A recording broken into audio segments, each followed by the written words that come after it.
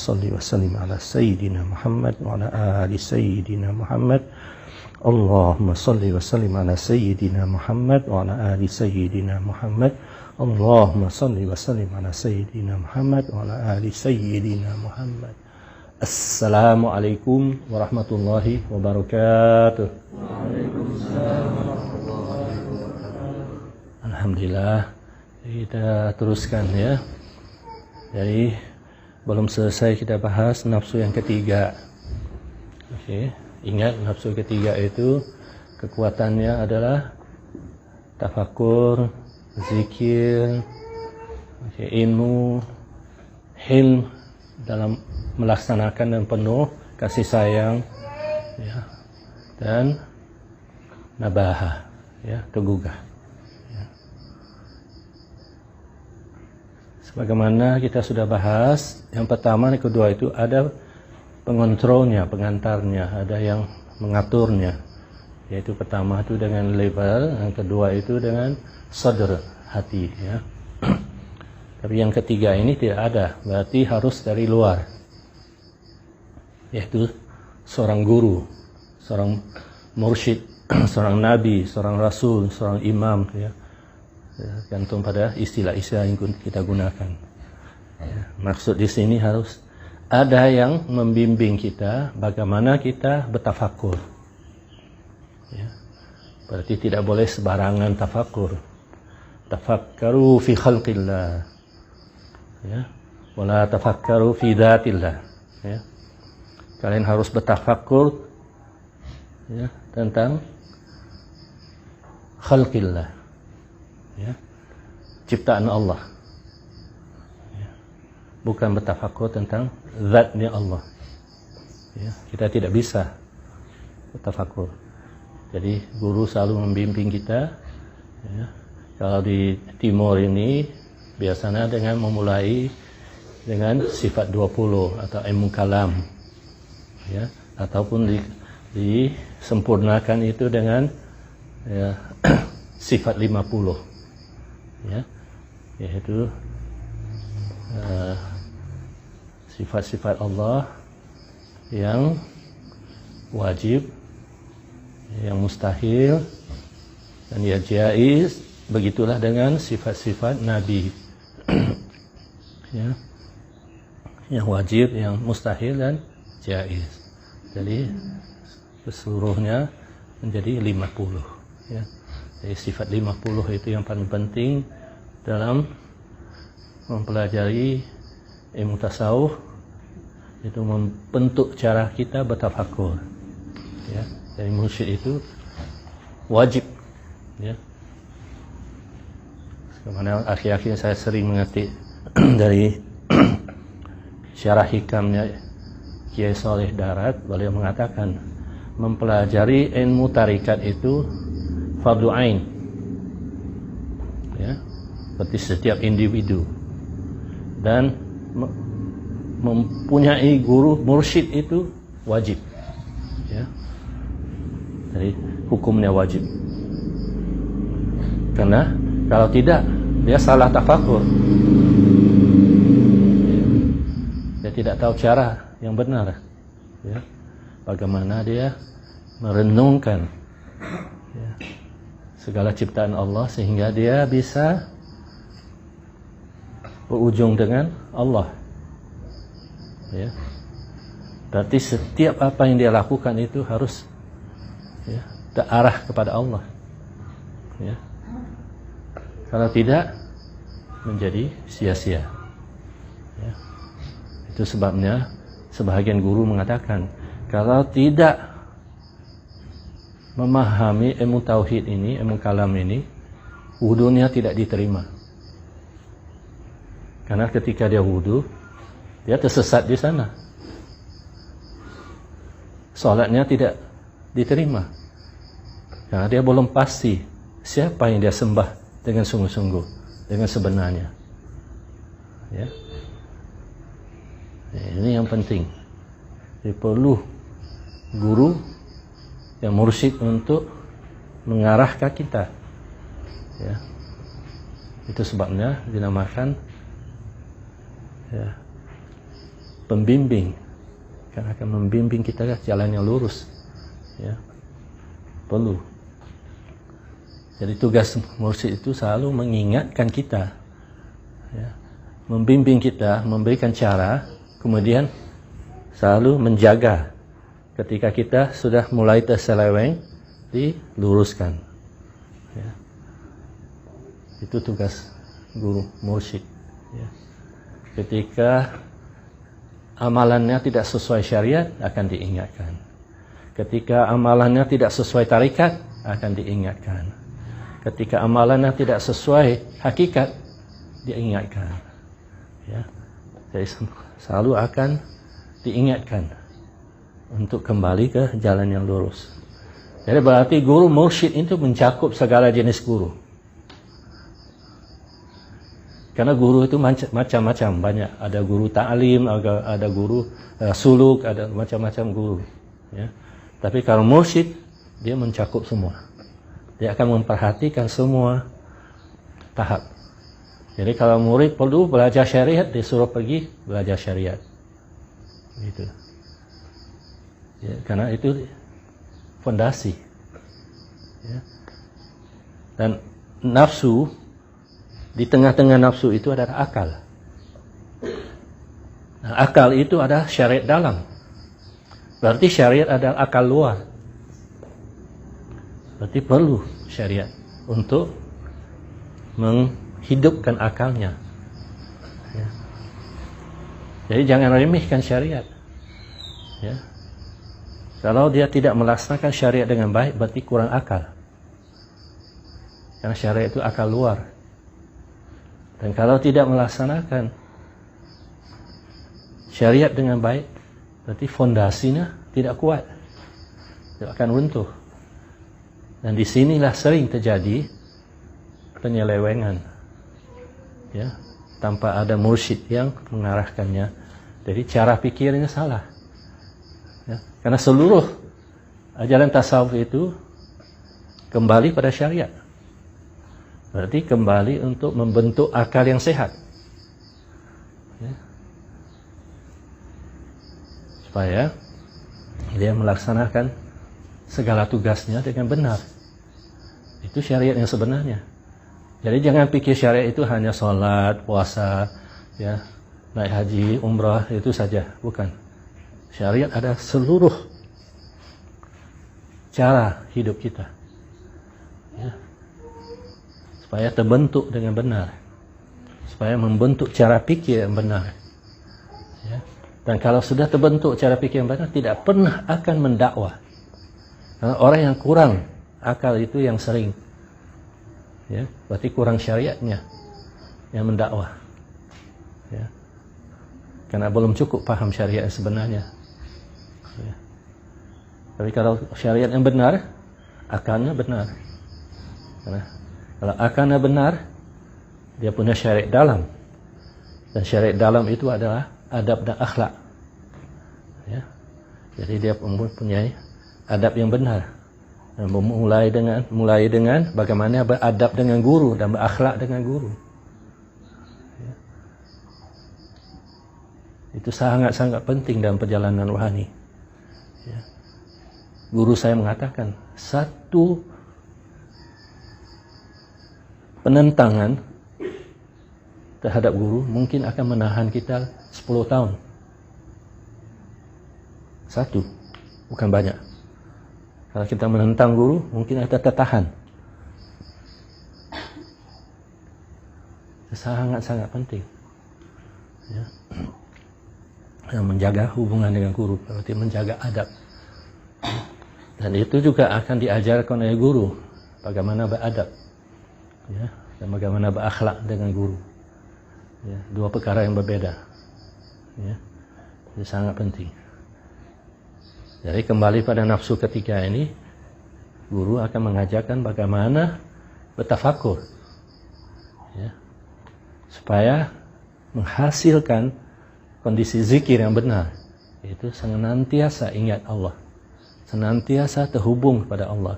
Apa yang dia dengar, apa yang dia lihat, apa yang dia cium, apa yang dia rasa, apa yang dia raba, semuanya terhubung pada Sang Pencipta. Ya. Segala yang terlintas dalam pikiran itu harus terhubung pada Sang Pencipta. Kalau tidak, sia-sia. Ya.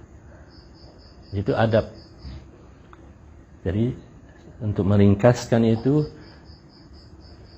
bagaimana dia bertransaksi dengan Allah, dengan dirinya sendiri, dengan orang lain, dan dengan dunia.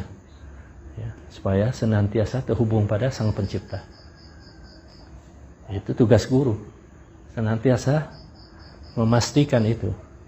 Senantiasa mengarahkan supaya murid selalu terbimbing, terarah. Ya. Itu mursyid.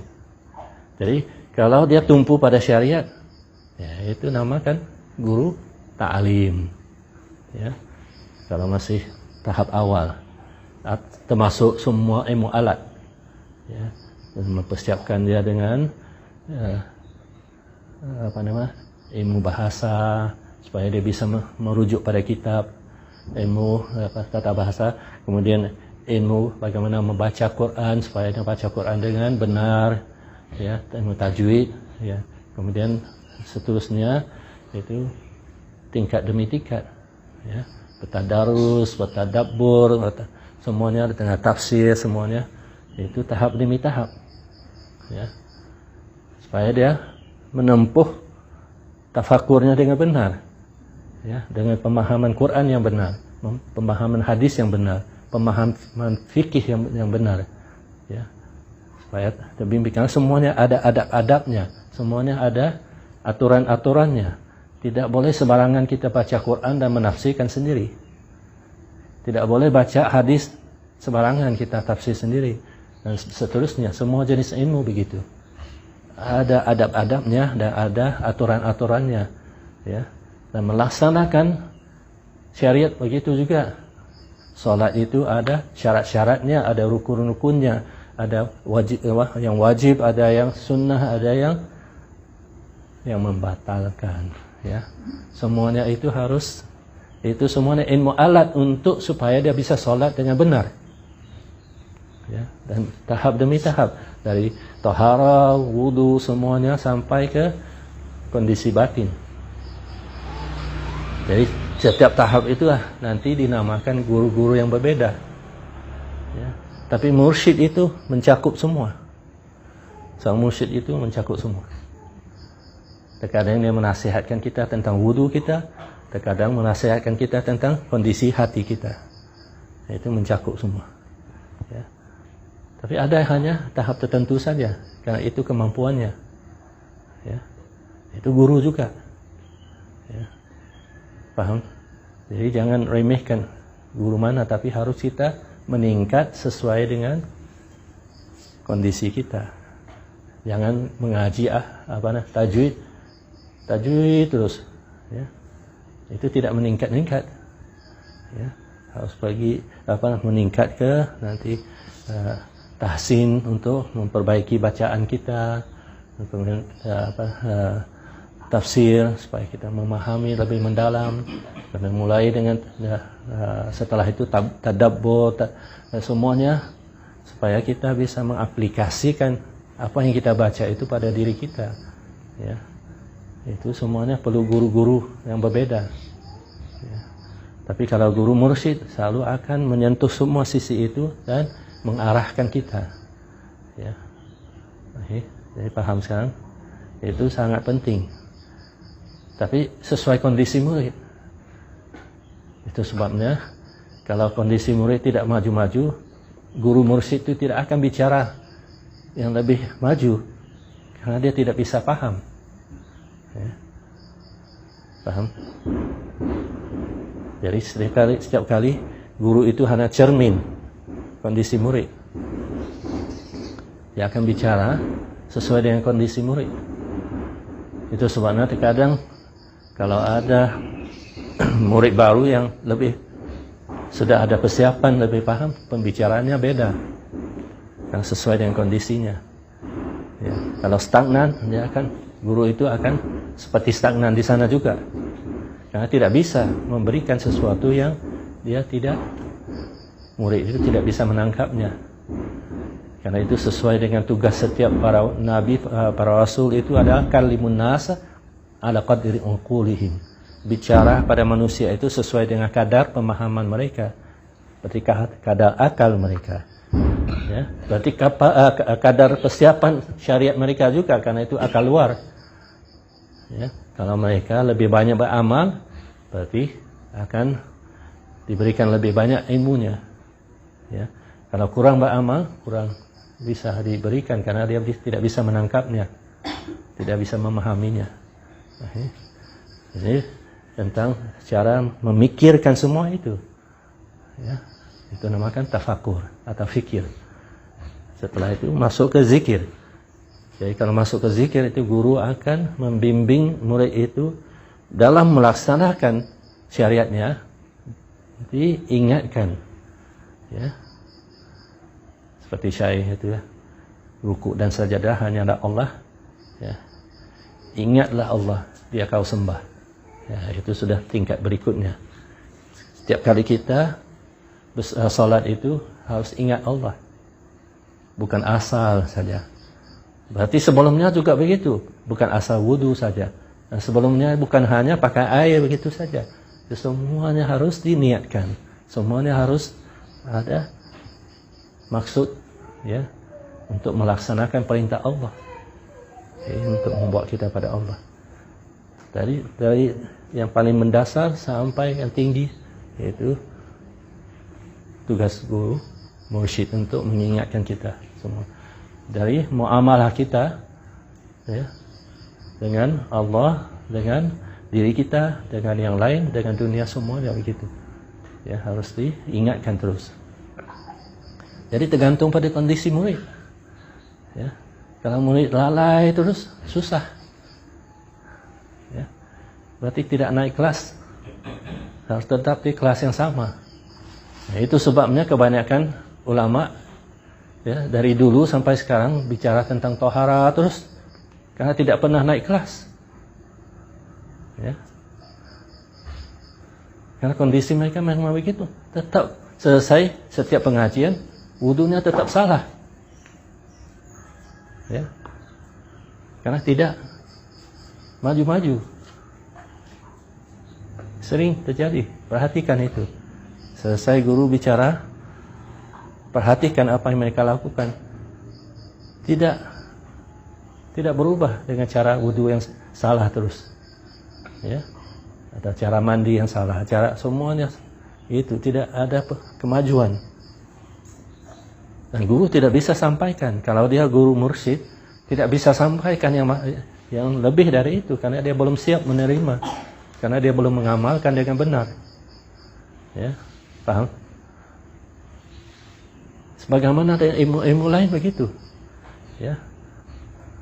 Kalau seorang koki yang paling handal, seorang amatiran datang mau belajar, dia tidak bisa menyampaikan yang masakan yang luar biasa, resep yang luar biasa, karena yang biasa-biasa dia belum paham. Ya. Jadi dia harus mengajarkan yang biasa-biasa ataupun disuruh pergi ke koki yang mengajarkan, ya, dasar, ya, menjadi koki, ilmu dasar dulu. Oke. Saya paham sekarang. Jadi, karena tidak bisa membicarakan yang lebih tinggi, ya.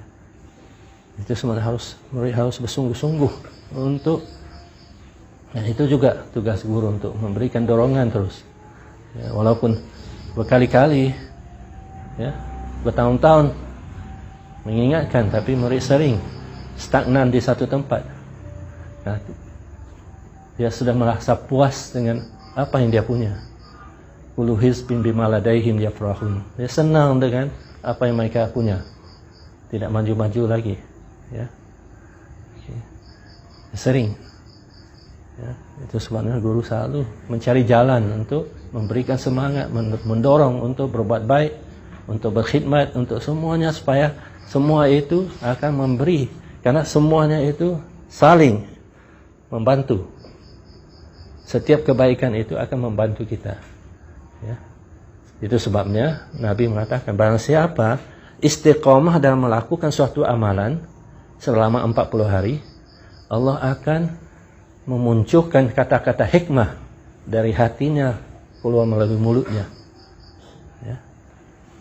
Jadi harus istiqomah dalam melakukan sesuatu, itu pertama. Kedua, itu harus istiqomah dalam belajar terus dan mengamalkan. Berarti harus menambahkan, ya, bukan stagnan. Kalau dia amalkan terus, itu ada tambahan. Kalau dia bolong-bolong, nah, itu tidak ada tambahan. Ya, walaupun wirid biasa, kalau diamalkan dengan konsisten, ada tambahan. Ya, paham sekarang? Di situ ada tambahan. Tapi kalau bolong-bolong tidak ada tambahan. Karena dia harus menutupi yang sebelumnya. Ya. Jadi tidak dapat tambahan. Jadi harus istiqomah, walaupun sedikit. Istiqomah itu sangat penting. Itu sebab guru selalu menganjurkan apa saja kebaikan. Terkadang hanya sapu lantai saja, tapi istiqomah. Ya, menyapu lantai. Apa saja peluang dia bisa lakukan, ya, bersedekah, tapi konsisten, ya, baca Quran, sholat, semuanya yang penting itu konsisten, ya, istiqomah. Guru selalu memberikan bimbingan itu, ya, dan guru selalu memperhatikan siapa sudah lakukan itu dan sudah siap untuk menerima tambahan atau tidak. Paham saya? Itu sebabnya berikutnya dari situ dia dapat ilmu. Ya. Jadi sisi ilmunya tergugah, itu nafsu ketiga. Ya. Jadi ilmu menambah terus, ya, bertambah. Ya. Dan bertambah dengan amal yang benar. Ya. Jadi ilmu bertambah, amalnya bertambah. Ya. Terus, jadi berarti tidak berhenti, tafakurnya tidak berhenti, zikirnya tidak berhenti, ya, ilmunya tidak berhenti, dan amalnya dengan kehaliman itu penuh kasih sayang, penuh kepedulian, ya, itu semua dinamakan hilm. Ya, tidak dinamakan amal, karena amal saja tidak cukup. Dari beramal dengan penuh kasih sayang, kan, penuh kepedulian, lemah lembut, ya, pemaafan, semuanya itu baru amal yang sebenarnya. Ya. Jadi dia laksanakan dengan penuh kasih sayang, penuh kehaliman. Ya. Dan akhirnya guru itu akan membawa kita pada satu kondisi, yaitu tergugah, bangun dari tidur. Ya. Ya, ketika seorang murid tergugah itu, disinilah waktunya guru akan membawa murid ini pada Allah. Karena guru berikutnya itu Allah, langsung dari Allah. Dia akan dapat ilmu laduni. Ya. Jadi kalau ada klaim mengatakan dia dapat ilmu laduni tanpa melalui tahap ini, tanpa melalui guru, bimbingan mursyid, itu bohong. Karena harus melalui latihan itu, baru bisa dapat ilmu laduni langsung dari Allah. Karena guru yang akan membawa dia pada Allah. Kalau tidak, kacau. Walaupun dia merasa dapat sesuatu dari Allah, sebenarnya itu dari syaitan, bukan dari Allah. Karena syaitan bisa memberikan sesuatu pada kita yang kita pikir itu luar biasa. Ya. Karena memang syaitan bisa melihat ke sisi alam yang kita tidak bisa. Jadi ketika dia memberikan itu, seolah-olah kita dapat ilmu kasyaf, ya, kasyaf, ya, pembukaan hati. Sebenarnya bukan. Karena cirinya adalah kita akan menjadi sombong. Itu ilmu dari syaitan. Walaupun bisa melihat sesuatu yang orang lain tidak bisa melihat. Ya. Dan banyak ciri-ciri itu. Terkadang melihat sesuatu yang haram. Ya. Karena syaitan tidak menjaga itu. Walaupun luar biasa, ya. Seperti pernah ada mengatakan dia dapat ilmu luar biasa, bisa melihat kondisi kemaluan orang. Itu kerja syaitan. Malaikat tidak pernah akan membuka mata kita lihat yang haram. Ya. Jadi harus tahu. Kalau bisa melakukan itu, berarti itu dari syaitan. Karena syaitan saja akan membukakan sisi pengetahuan itu. Ya. Pasti dari syaitan. Okay. Karena dari malaikat tidak pernah akan membawa kita pada sesuatu yang haram. Berarti tidak akan membuka mata kita melihat sesuatu yang haram. Harus ingat itu. Ya. Jadi mursyid ini akan selalu membimbing kita supaya benar. Ya, baru siap langsung menerima dari Allah. Ya. Kalau tidak akan terseleweng, berarti akan dapat ilmu dari selain Allah. Ya. Walaupun luar biasa, memang ya, kelihatannya luar biasa, tapi intinya sudah terseleweng dari Allah. Itu sebabnya nafsu ini adalah nafsu nazzahah, yaitu suci. Ya. Sudah suci dari semua kotoran, suci dari semua kesyirikan, suci dari semua dakwaan yang tidak benar. Nah, disitulah munculnya satu kekhususan, yaitu hikmah. Ya. Jadi guru mursyid itu akan membawa seseorang itu sampai mendapatkan hikmah. Ya. Jadi dia bukan hanya melaksanakan saja, dia bukan hanya tafakur saja, bukan hanya berzikir saja, bukan hanya ilmu saja, bukan hanya amal-amal yang luar biasa, tapi dia dapat hikmah di sebalik semua itu. Karena hikmah yang sebenarnya ada segala sesuatu terhubung pada Sang Pencipta. Dan dia tahu itu. Ya. Setiap pandangannya, setiap pendengarannya, setiap ucapannya, setiap tindakannya, semua terhubung pada Sang Pencipta. Di situlah adalah hikmah. Karena dia sudah tergugah, dia sudah bangun dari tidur. Yang sebelumnya masih ya, terkadang semata-mata karena Allah, tapi sering bukan karena Allah. Ya, karena ingin dipuji, ya, senang dipuji, ya, semuanya itu untuk selain Allah. Ya. Ketika dia sudah tidak terpengaruh oleh itu, orang memuji atau mencela sama. Ya. Ketika itulah baru dia mencapai hikmah yang sebenarnya. Ya. Sebelum itu belum. Sebelum itu tetap terpengaruh oleh naik turun kondisi yang dia senang kalau dipuji, senang kalau diapresiasi, dia senang kalau ada sesuatu, ya, dia dapat sesuatu. Ya. Tapi kalau sudah sampai tahap dia tidak peduli. Yang penting itu ada Allah. Allah senang. Ya. Itu yang penting. Dia tak peduli orang lain mencela, orang lain begini begitu, orang selalu menfitnah, dia tak peduli. Ya, yang penting baginya apakah Allah tetap bersamanya atau tidak. Kalau Allah tidak ada, apa gunanya semua? Ya. Walaupun dia dipuji orang, ya.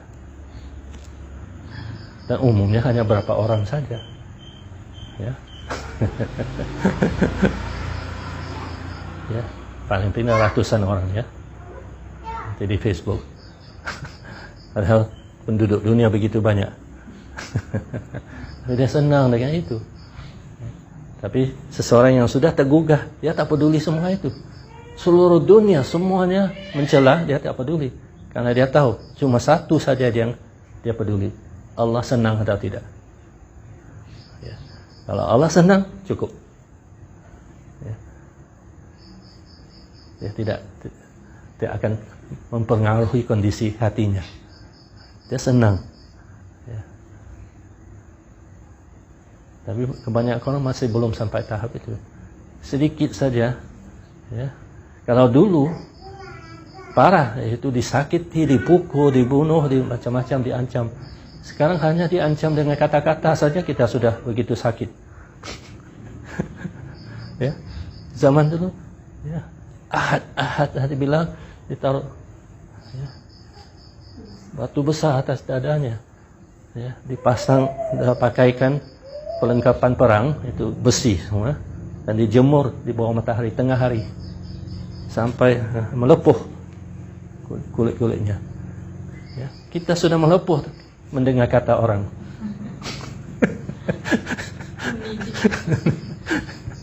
Ya, sekarang parah, ya, karena media sosial ini tiap hari terpengaruh, ya, naik turun.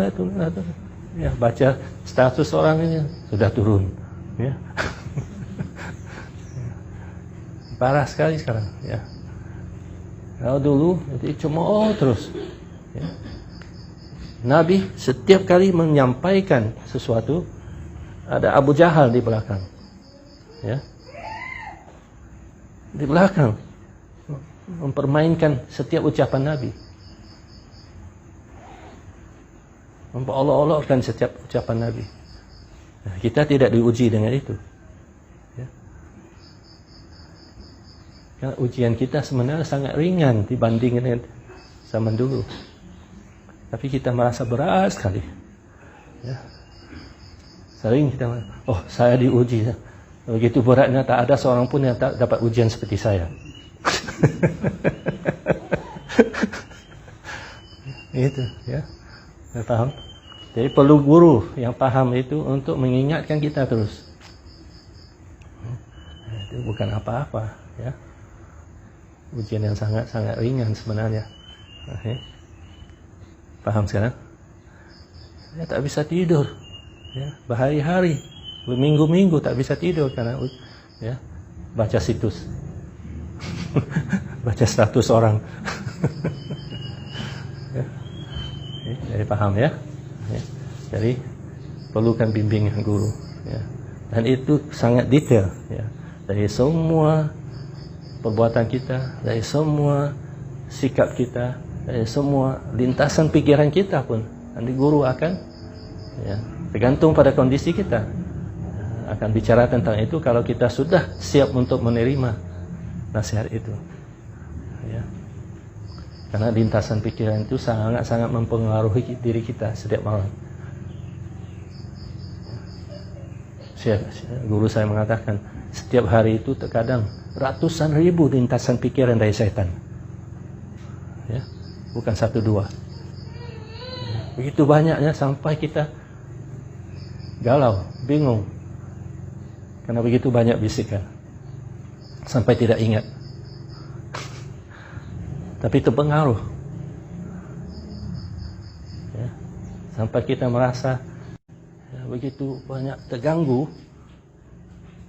Tapi kalau ditanya tidak tahu apa yang mengganggunya, karena sudah begitu banyak, tidak bisa ingat lagi apa yang mengganggu, tapi terganggu, ya.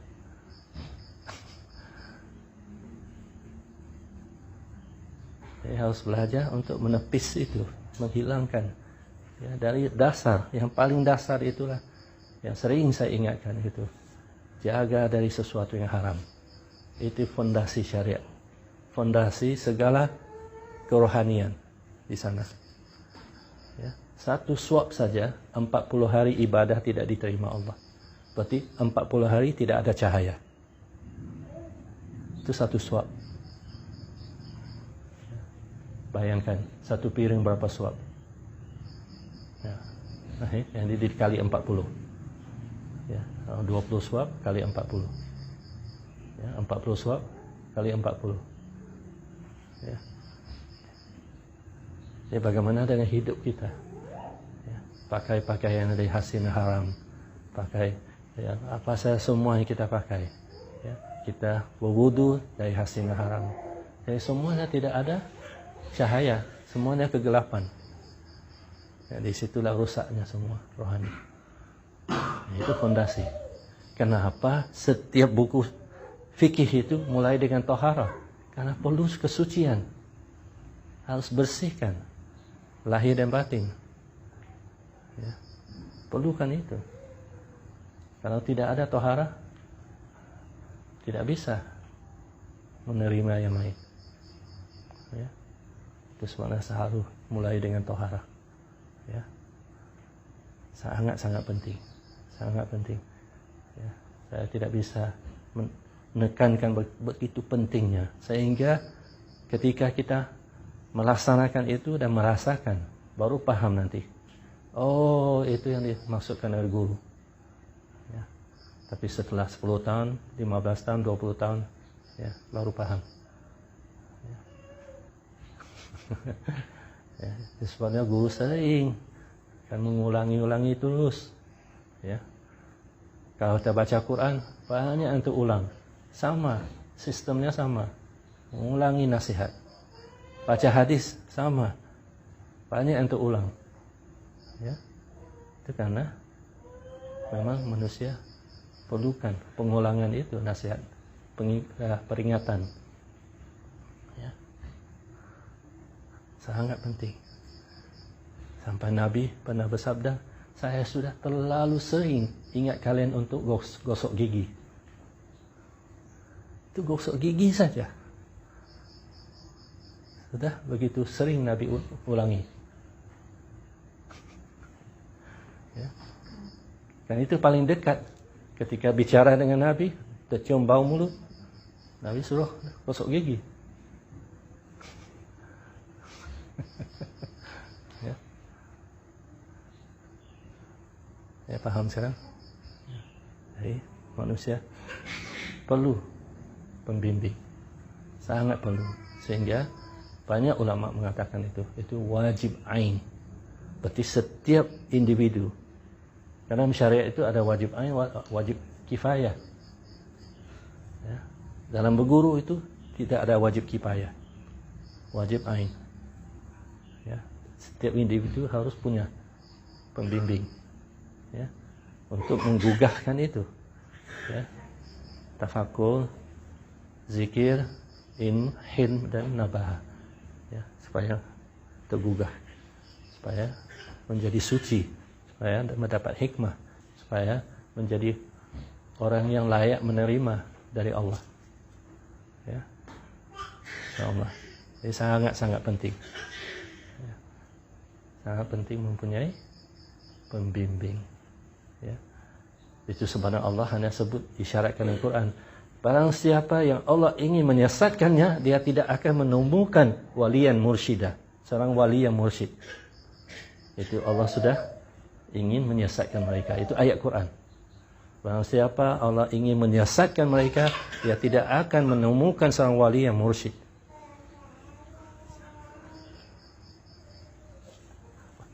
Begitu jelas. Ya, tidak perlu tafsiran lagi. Ya.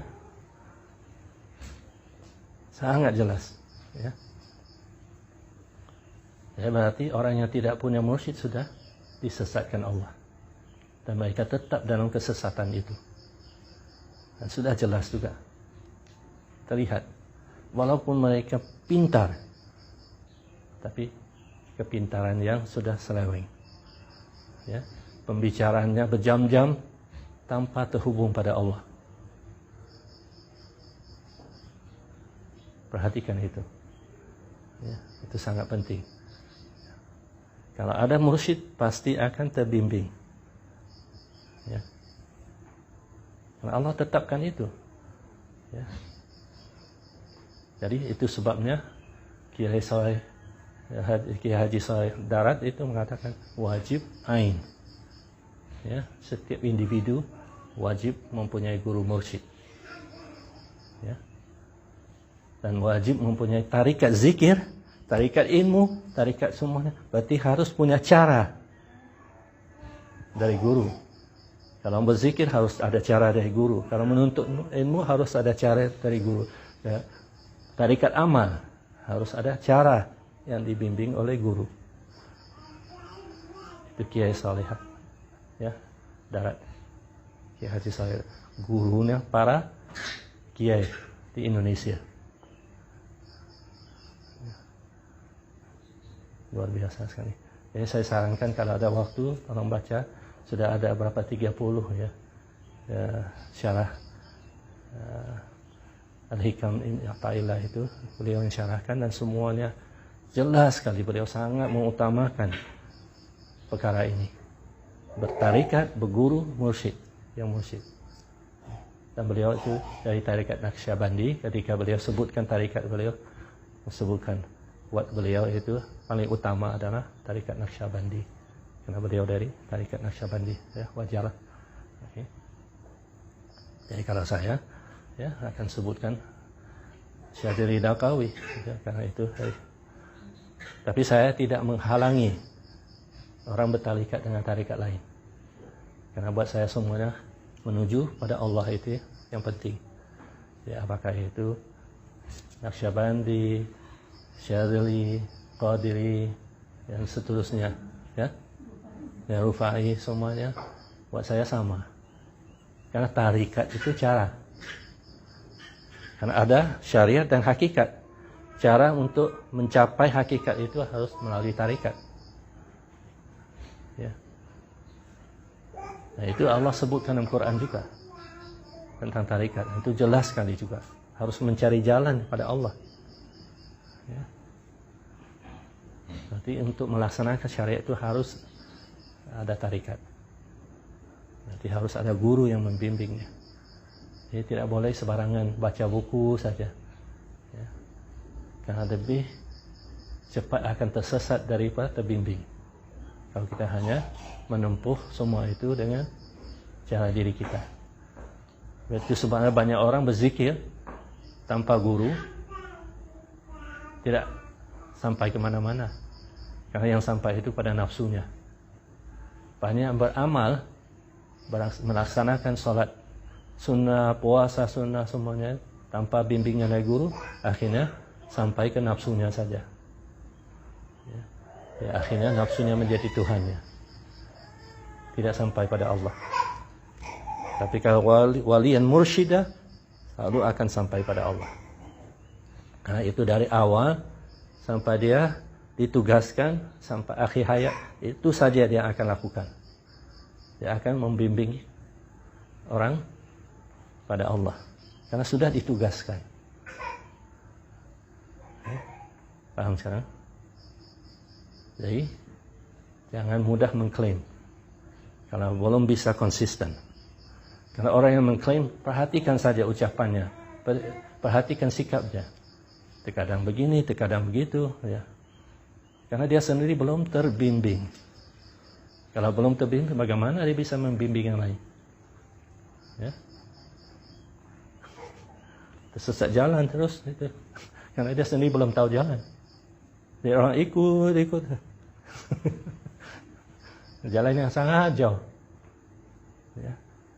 Akhirnya kembali pada awal. Ya, itu banyak yang begitu. Ya, tidak kemana-mana. Karena pada nafsunya itu baru awal perjalanan, bukan ujung perjalanan. Ya. Kalau kembali pada nafsunya itu awal perjalanan, karena dia berawal dengan nafsunya. Ya. Berarti harus jauh dari nafsu. Itu baru ada perjalanan yang jauh. Ya. Kalau tidak, ya. Itu kalau orang Melayu, ya, orang Pulau Pinang itu pimai-pimai duk tangtu, ya. Tahu pimai-pimai? Pergi kemari, duk tangtu, duduk di situ aja. Tidak kemana-mana. Ya. Orang Pulau Pinang suka pendekkan semuanya. Ya. Ya. Pergi, pi. Ya. Mau pi mana ya?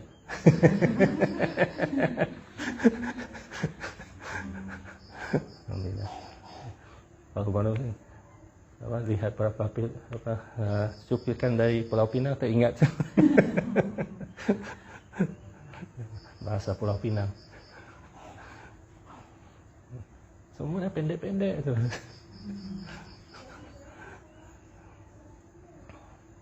Alhamdulillah. Ya, gitu. Yang penting paham, ya. Alhamdulillah. Oke, bismillah. Ya, cukup ya. Insyaallah. Saya belum pasti mau bahas nafsu yang keempat atau ya, karena harus ada persiapan untuk memahami, kalau tidak susah memahaminya, jadi sia-sia. Ini masih ada sedikit karena kalian sudah berguru, jadi ada sedikit insya Allah, walaupun belum semua ya, paham. Ya. Tapi guru selalu akan memberikan ya, sedikit lebih tinggi supaya ya, membawa ya, ke atas. Ya. Tidak sama. Ya. Kalau berikan tahap yang sama, ya, tetap di sana. Ya.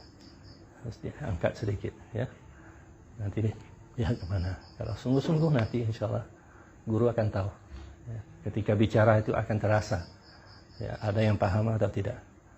Ya, terkadang satu dua orang paham bisa, karena bisa menarik yang lain. Kalau tak ada yang paham susah. Ya. Oke, akan terberhenti. Itu kondisi. Ya. Itu kondisi seorang guru. Ya. Hanya bicara sesuai dengan yang hadir. Ya. Alhamdulillah. Gitu. Oke. Alhamdulillah. Cukup.